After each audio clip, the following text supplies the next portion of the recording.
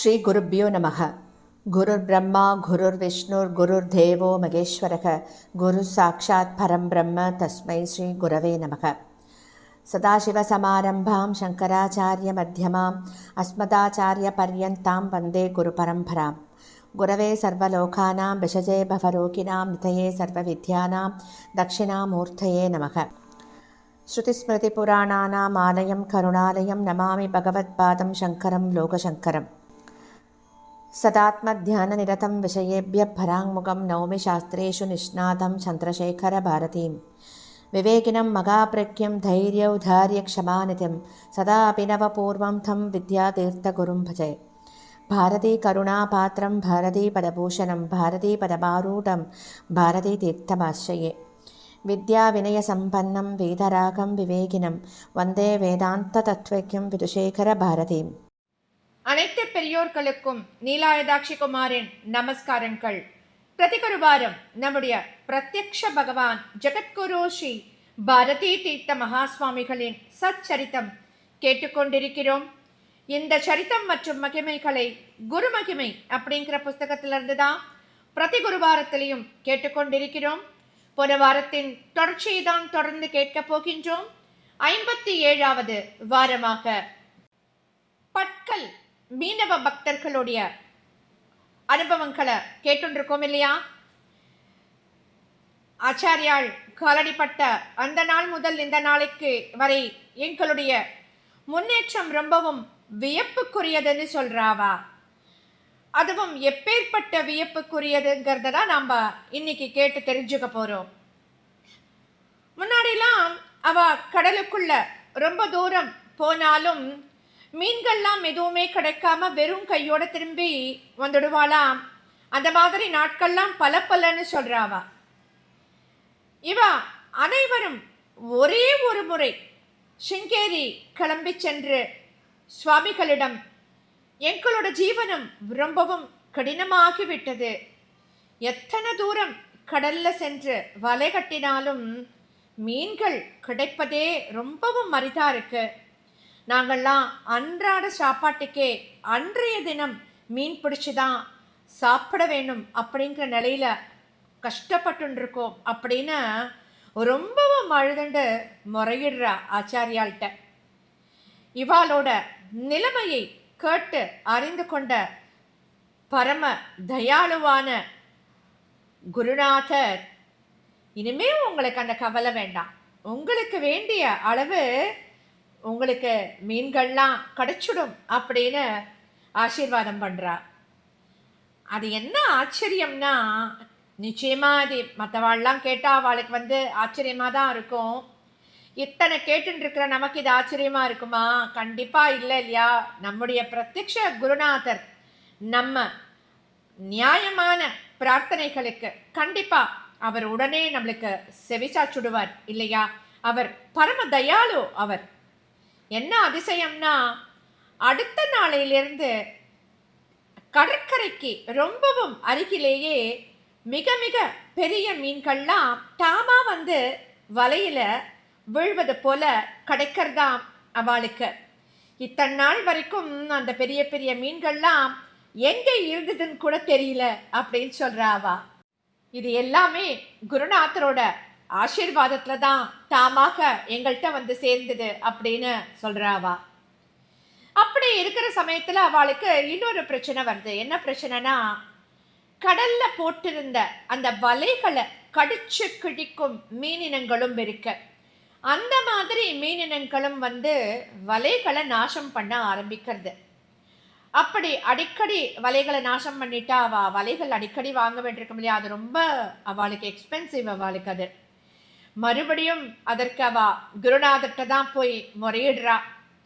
அவ்வளோதான், அவர் ஆசீர்வாதம் பண்ணியாச்சு. அடுத்த நாளையிலேருந்து அந்த மாதிரியான மீன்களே வரலையா அங்க. அது எங்க போச்சுன்னு கூட அவளுக்கு தெரியல அப்படிங்கிறா. இப்பேற்பட்ட அதிசயத்தை நாங்க என்னன்னு சொல்றது அப்படின்னு கேட்கிறா அவளே.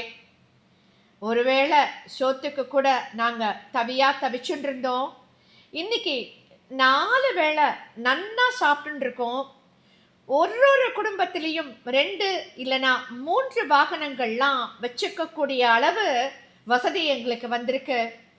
கட்டிக்கிற துணிக்கும் தங்குற இடத்துக்கும் ஒரு குறையும் இல்லாம ரொம்பவும் ரொம்பவும் சந்தோஷமா வாழ்ந்துட்டு இருக்கோம் அப்படின்னு சொல்றா அவ. 1989 90கள்ல பிரதி மாதம் 6 அல்லது 7 மீனவர்கள் கடல்ல தத்தளிக்கிறது, உயிர் இழக்கிறது இதெல்லாம் வழக்கமா இருந்துட்டு இருக்கா அவளுக்கு.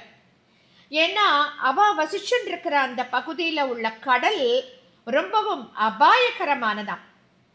அடிக்கடி வரும் அலைகளோட சீற்றத்தினால படகுகளை அடியோட அழிக்கும் ஆற்றல் கொண்டதாம் அந்த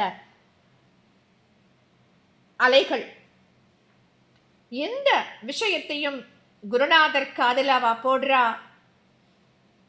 இந்த கடல் தேவதையால உங்களுக்கு எந்த அபாயமும் கிடையாது, இனிமே நான் ஆசீர்வாதம் பண்றேன் உங்களுக்கு அப்படின்னு உறுதி அளிக்கிறார் குருநாதர். அப்படி அவர் உறுதி அளித்ததற்கு அப்புறமா இன்னைக்கு வரைக்கும் எங்க கிராமத்துல பெருமளவு சேதம் எதுவுமே இல்லைன்னா பார்த்துக்கோங்களேன் அப்படின்னு சொல்றான். அதுல இருந்து இன்னைக்கு வரைக்கும் கடல்ல மீன் பிடிக்கும் பருவத்தோட ஆரம்பத்துல சுவாமிகள்கிட்ட வந்து ஆசீர்வாதம் வாங்கிட்டு தான் கடலுக்கு போவாவா. இன்னைக்கும் அப்படிதான் பண்ணிட்டு இருக்கா. அந்த மாதிரி அவ கிளம்பும் போது வானிலை நிலவரம் எப்படி இருந்தாலும் சரி, கரைக்கு ரொம்பவும் அருகிலேயே ரொம்பவும் தரமான மீன்கள்லாம் ஏராளமா அவளுக்கு கிடைச்சுருக்கு. இப்படியாக அவளுக்கு என்றைக்கும் இன்றைக்கும் துணை நின்று அவளை காப்பாத்தின் இருக்கிறவர் நம்முடைய ஜகத்குரு பிரத்யக்ஷ பகவான், ஜகத்குரு ஸ்ரீ ஸ்ரீ ஸ்ரீ பாரதி தீர்த்த மகாசுவாமிகள் அப்படிங்கிறதுல அவ எங்களுக்கு எந்த சந்தேகமும் இல்லை அப்படின்னு சொல்றா. இன்னொரு பெரிய நிகழ்ச்சி அவ சொல்றா. என்னன்னா 2016ஆம் வருஷம் ஆகஸ்ட் மாதம் 3ஆம் தேதி நடந்த ஒரு நிகழ்ச்சி குருவின் மகிமையை அறுதியிட்டு உறுதிப்படுத்துவதாகத்தான் அமைஞ்சதுன்னு சொல்றா. அந்த நிகழ்வு TV9 அப்படிங்கிற கன்னட டிவி சேனல்ல பல முறை ஒளிபரப்பப்பட்டு கன்னட ஆஸ்திகர்களை எல்லாம் மெய்சிலிருக்க வச்சுடுத்தா. அப்படி என்னதான் நடந்தது கேட்கலாமா நாமளும்? ஆகஸ்ட் மாதம் 3ஆம் தேதி மதியம் ஒரு சுமார் 3 மணி இருக்கும். 8 மீனவர்கள் அவளோட விசைப்படகுல, அதாவது அந்த விசைப்படகுக்கு பேர் என்னன்னா குரு அனுக்கிரகா அப்படின்னு பேரு. அந்த விசைப்படகுல ஏறி மீன் பிடிக்கிறதுக்கு கிளம்புறா.